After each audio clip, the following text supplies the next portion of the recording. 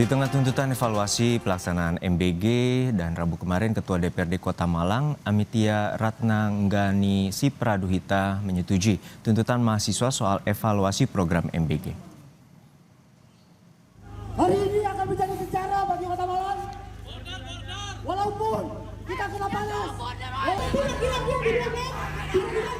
Ketua DPRD Kota Malang meminta maaf atas keresahan yang dirasakan masyarakat. Hal ini disampaikan Amitia saat menemui mahasiswa yang berunjuk rasa di depan gedung Balai Kota Malang.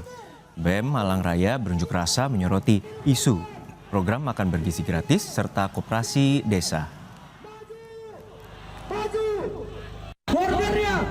Salah satu pimpinan dari DPRD Kota Malang menyampaikan mohon maaf sebesar-besarnya atas keresahan yang harus teman-teman alami selama beberapa waktu terakhir ini dengan adanya kebijakan-kebijakan yang tidak sempurna dan juga yang sudah mencederai kepercayaan teman-teman sekalian kepada pemerintah negara Republik Indonesia.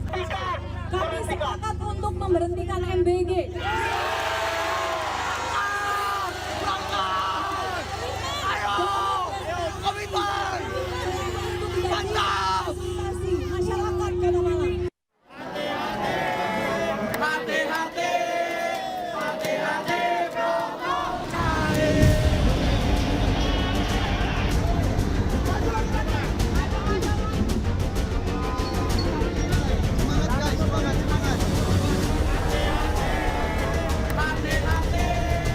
Demo mahasiswa dan warga yang mendesak pemerintah menghentikan program MBG terus bergulir di sejumlah daerah. Desakan itu disebabkan situasi ekonomi yang sulit sehingga pemerintah perlu menghemat penggunaan anggaran negara.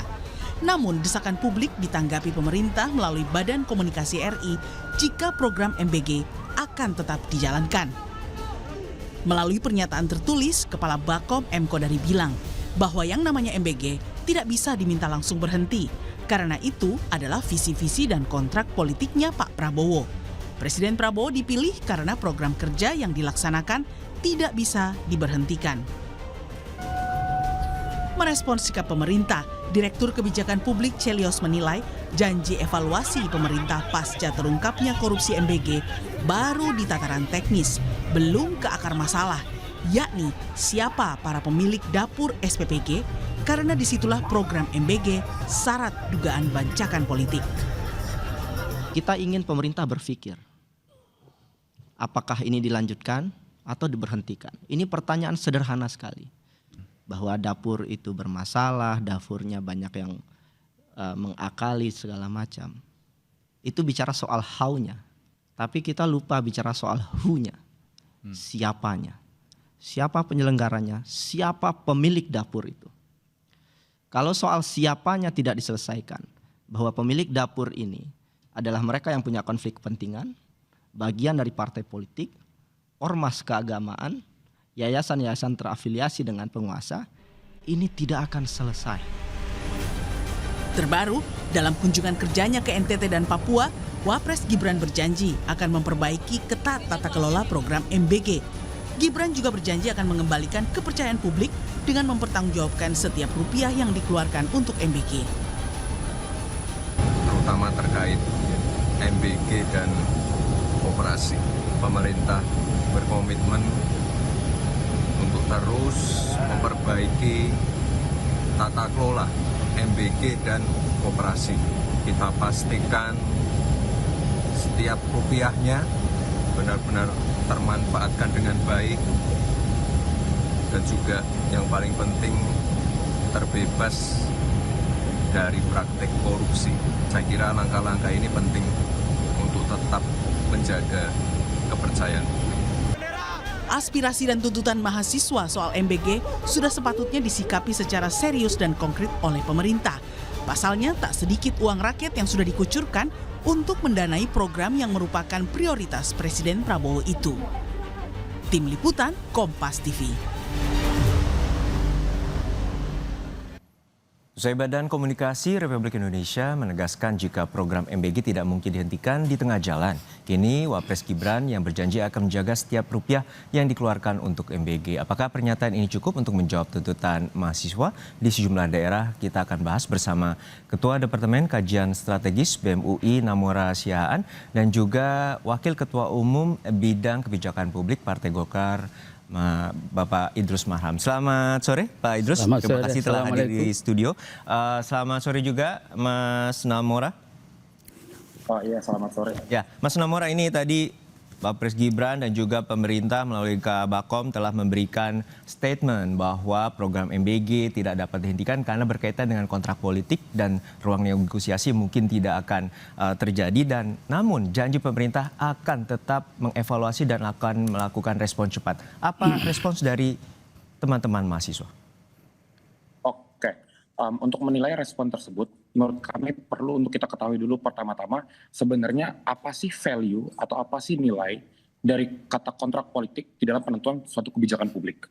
Nah, di sini dalam bentuk kebijakan publik yang baik, maka dia harus baik dari segi perencanaan, dari segi konsep, dari segi tujuan, dan juga termasuk juga dari segi tata kelola ya, kalau khusus untuk MBG ini.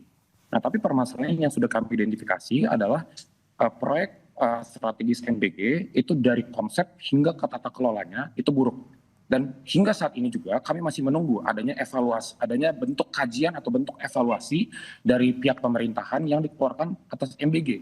Ini kan sedikit aneh ya, bahwa sudah 2 tahun MBG ini berjalan tapi tidak ada satupun evaluasi yang dikeluarkan oleh pemerintah. Evaluasi yang ada itu hanya bersifat kualitatif, yaitu mungkin video-video sidak-sidak, bukan evaluasi yang harusnya kuantitatif, besar, yang cocok untuk proyek-proyek dengan skala sebesar ini gitu.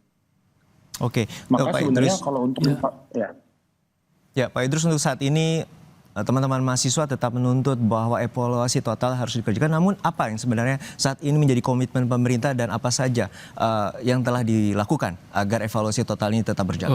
Jadi saya kira memang kalau kita memperhatikan apa yang disampaikan oleh teman-teman mahasiswa, ya secara jujur dari pemerintah sebenarnya utamanya Partai Golkar ya, dan ini arahan dari Pak Bahlil Lahadalia selaku Ketua Umum bahwa kita memberikan apresiasi dan betul-betul kita menghargai masukan-masukan yang ada.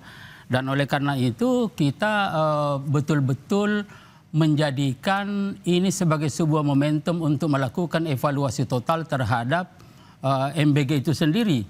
Apalagi dengan adanya kasus misalkan yang sudah terbukti ditangkap 3 orang itu, ini betul-betul menjadi sekali lagi momentum bagi ya pemerintah ya untuk melakukan evaluasi secara total terhadap pelaksanaan terhadap pelaksanaan MBG itu sendiri. Nah, oleh karena itu saya kira Mas Juno di sini harus kita bedakan bahwa secara konseptual ya apa yang menjadi visi misi Presiden ya Pak Prabowo ini itu adalah sebagai sebuah satu cita-cita yang mulia ya dalam rangka untuk mencapai 4 hal sebenarnya. Nah, nanti ini akan kita lihat dan menjadi bahan bagi kita semua untuk dasar melakukan evaluasi.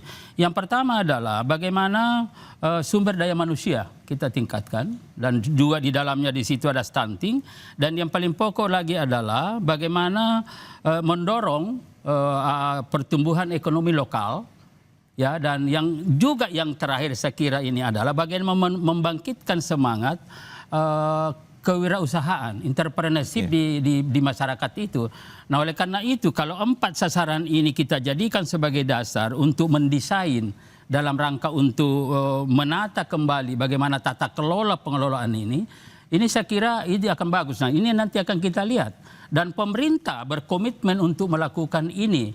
Ya, berkomitmen untuk melakukan ini. Dan karena itu saya ingin mengatakan bahwa secara konseptual ya tadi ini Mas Namora, kita tidak berpikir lagi bahwa ini adalah kontrak politik, ini adalah apa, tetapi secara konseptual ini sasarannya luar biasa memang. Tapi temuan dari beberapa elemen masyarakat dan juga koalisi masyarakat sipil dan juga mahasiswa bahwa adanya afiliasi dan kemudian modus seperti korupsi, afiliasi yayasan dan juga adanya pemborosan yang terutama diungkap oleh pemerintah ini terjadi sekian lama. Mengapa baru sekarang dan kemudian evaluasinya baru direspon karena sekarang? Itu kan begini ya Mas Juno ya. Jadi pertama kan sebenarnya kan ada 2 hal kan kalau kita melihat ya. Pertama, respon pemerintah bagaimana proses hukum itu tetap jalan. Oke. Dan karena itu tidak hanya berhenti ya Pak Saudara Namora, tidak hanya berhenti pada 3-5 orang itu. Ini mestinya kita dorong betul-betul ini diungkap sedemikian rupa siapapun dan apapun tanpa pandang bulu. Dan sekaligus ini menjadi momentum. Nah kenapa baru misalkan sekali lagi itu pemerintah selalu menantang, bukan saya ingin Mas Namora bukan menantang dalam arti kita ini tidak. Tapi menantang mari kita berikan data dan fakta kalau ada penyelewengan-penyelewengan sehingga teman-teman mahasiswa kita hargai semua. Datanya apa, faktanya apa, tunjukkan kepada pemerintah dan itu menjadi dasar untuk melakukan langkah-langkah lebih lanjut utamanya masalah hukum. Ini satu. Mas Namora, untuk saat ini apa saja temuan dari teman-teman mahasiswa dan juga apa saja yang ditangkap keresahan masyarakat dari teman-teman mahasiswa? Oke, sebelum itu saya ingin merespon beberapa hal. Pertama, terkait dengan dasar dari pemertahanan program MBG. Kedua, terkait dengan evaluasi-evaluasi yang mereka lakukan. Pertama, coba mungkin saya tambahkan sedikit dari kata Pak Idrus tadi. Sebenarnya tujuan dari MBG yang ditetapkan oleh Bappenas itu ada 4, ya kan? Tujuannya itu terkait dengan penuntasan program tentang penuntasan stunting. Kedua, itu untuk memperkuat pelaku UMKM. Kemudian ketiga itu untuk ekonomi kecil dan lain sebagainya. Tapi di sini yang perlu di-highlight adalah pertama, tidak ada satupun kajian dari pemerintah yang menggunakan konsep theory of change atau menggambarkan setidaknya apa input dari program MBG, apa outcome-nya, apa output-nya, dan apa tujuan akhirnya. Bagaimana mungkin tujuan mulia dari Bapak Presiden Prabowo ini bisa terjadi kalau misalnya tidak ada grand design atau ada rencana besar mengenai apa yang seharusnya diubah oleh program MBG. Kedua, terkait dengan perubahan-perubahan yang menjadi tujuan dari program MBG tersebut.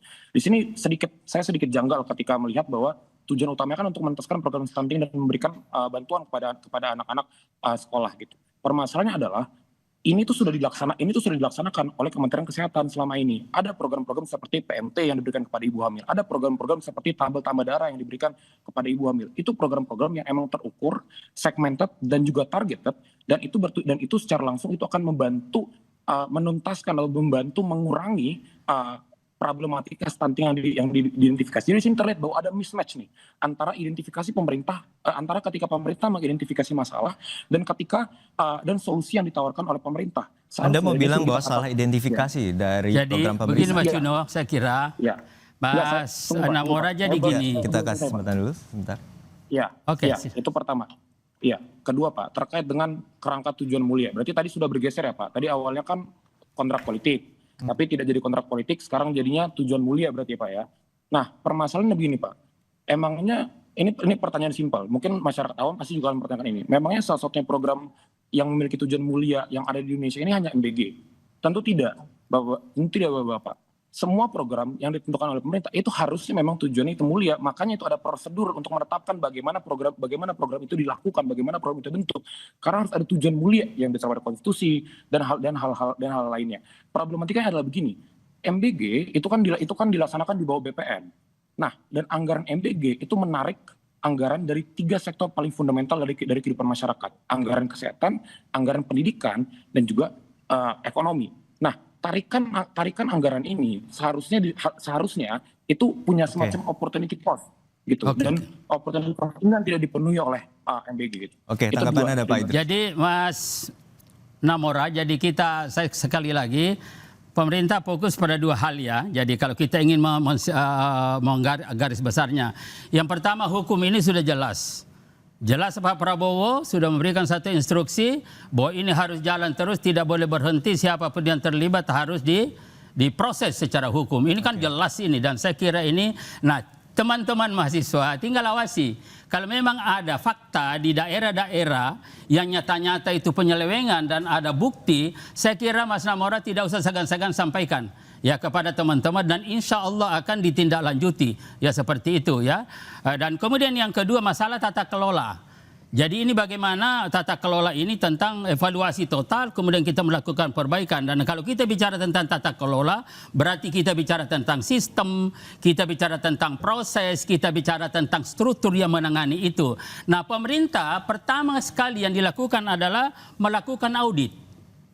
Audit kepada SPPG. Yang memang Menko Pak Zulkifli Hasan juga sudah menyampaikan bahwa yang ada titik itu mestinya target pertama kali itu memang ada 21. Ya, ada 21.000. Ya, itu kemudian ternyata kan yang sudah kelewat juga, Mas. Ini juga harus diakui ada 27.877. Sehingga dengan demikian dari hasil ini sudah ada pemetaan dari pemerintah bahwa yang baru ini adalah itu dihentikan dulu, tidak dilanjutin.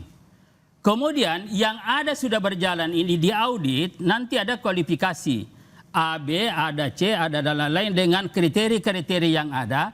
Tentu SPPG yang tidak memenuhi kriteria, Mas Juno, itu nanti akan dihentikan, pasti akan di situ. Dan ini semua nanti, nah di sini lagi-lagi teman-teman mahasiswa, apa yang dilakukan oleh pemerintah untuk melakukan audit terhadap katakanlah 21.000 titik itu nanti, itu mana yang klasifikasi A, klasifikasi B, C, dan mana yang tidak bisa dilanjutin. Nah itu satu poin. Kemudian yang kedua adalah tentang masalah jangkauan. Jadi ini kita memang kan mulai fokus bahwa yang ini kita fokuskan ini nanti adalah masyarakat yang memang perlu peningkatan kesejahteraan, perlu peningkatan itu, dan termasuk daerah-daerah yang jauh gitulah. Namun dalam proses yang tengah ditangkap oleh teman-teman mahasiswa bahwa anggaran saat ini tengah terbatas dan kemudian fokus terhadap pendidikannya menjadi terlupakan. Jadi gini Mas Juno, jadi memang kan ini dari APBN kan kemarin sudah berkurang kan. Jadi dari 335 triliun itu sudah menjadi 268. Nah kemudian juga sudah dari hasil sementara, karena memang itu setiap titik itu kan setiap hari kan 6 juta Mas. Nah ini nanti akan ditentukan jumlah insentif bukan 6 juta tapi disesuaikan berapa size yang dikelola oleh setiap SPPG itu. Jadi ini betul-betul harus ditata sedemikian rupa dan ini harus diawasi. Karena SPPG itu kan ada paling banyak mungkin nanti 3.000, ada 1.000, ada 2.000 dan lain-lain. Nah kalau dirata-ratakan memang ini tidak benar. Apalagi juga memang yang kritikan dari teman-teman ada penjualan titik itu berapa titik Mas Nauro, itu kita juga tidak setuju, itu tidak betul. Nah kalau ada misalkan data-data seperti itu, udah silakan masukkan, silakan sampaikan. Saya punya keyakinan ini akan ditindaklanjuti dan lain-lain, dan ini sebagai respon. Sekali lagi, respon dari pemerintah terhadap pikiran-pikiran, terhadap aspirasi yang disampaikan oleh teman-teman mahasiswa, lagi-lagi dengan fakta-fakta yang ada, pasti akan ditindaklanjuti. Tentu untuk kasus korupsi kita sama-sama sepakat bahwa kita harus memberantas terutama dalam program MBG. Untuk Mas Namora bahwa pada saat ini ada proses hukum tengah berjalan dan kemudian juga ada moratorium dan juga ada proses di mana pemerintah mengakui adanya pemborosan 1 triliun per bulan. Itu informasi dari Menko Pangan Pak Zulhas. Untuk saat ini seperti apa tuntutan dari mahasiswa? Apakah tetap akan menerima atau merespon positif dan juga akan atau tetap melanjutkan demonstrasi? Tuntutan kami masih sama. Sebelum itu saya merasa perlu nge-point out kepada rakyat juga bahwa sepertinya ada salah atau miskonsepsi dari pemerintah. Miskonsepsi bahwa suatu masalah itu harus timbul terlebih dahulu baru dia menjadi suatu masalah. Bahwa suatu masalah itu harus viral terlebih dahulu baru dia harus ditangani oleh pemerintah. Nah, di sini begini Pak dan Mas. Di sini yang tuntutan kami itu berdasarkan pada identifikasi kami mengenai akar masalah dari permasalahan krisis ekonomi yang kita alami sekarang. Gitu. Kita merasa bahwa akar masalahnya itu ada di pemborosan. Kita merasa bahwa pemborosan terbesar itu ada pada 2 program strategis terbesar pemerintahan Presiden Prabowo, yaitu MBG dan juga Koperasi Desa Merah Putih. Nah di sini kita memutuskan bahwa rasa-rasanya kita tidak lagi mempercayai metode penindakan setelah pelanggaran.